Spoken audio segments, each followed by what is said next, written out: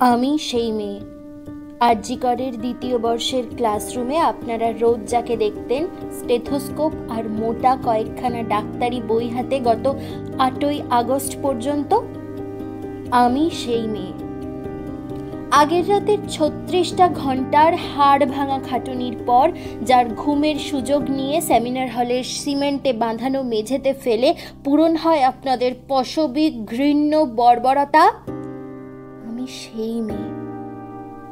9ই আগস্টের ভোরবেলা হাড় ভেঙে টুকরো হয়ে যাওয়া গলা থেকে শ্বাস নামা শেষ তখন। চোখ আর ঠোঁট থেকে গড়িয়ে পড়া রক্ত চেপে বসতে শুরু করেছে। শরীরের এমন কোনো জায়গা নেই যেখানে আপনারা ফেলে রেখে যাননি আপনাদের কদর্য লামপট্ট। আপনারা সকলেই আমার দোষী।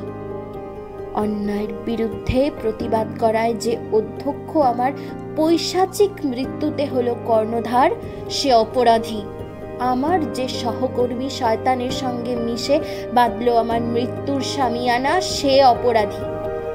যে আইন শুধুমাত্র ক্ষমতাশালীর জন্য ধার্য, সেই আইন আমার অপরাধী। যে সমাজ আমার মতো হাজার হাজার তিলোত্তমার সুরক্ষা দিতে অপারগ, সেই নপুংসক সমাজ অপরাধী। হয়তো একদিন সমাজের প্রতিটা মেয়েই হয়ে উঠবে অগ্নিকন্যা, চোখে জ্বলন্ত দৃষ্টি নিয়ে খোলা চুল পিঠে ছড়িয়ে নিজেদের ভীতি আর লজ্জার সমস্ত মিথ্যে আবরণ ছুঁড়ে ফেলে খড়গ হাতে পরিধান করবে কালির বর্ম। সেদিন কোটিতে হবে রাত দখল। তাই আইন বদলের আগে হোক সমাজ বদল।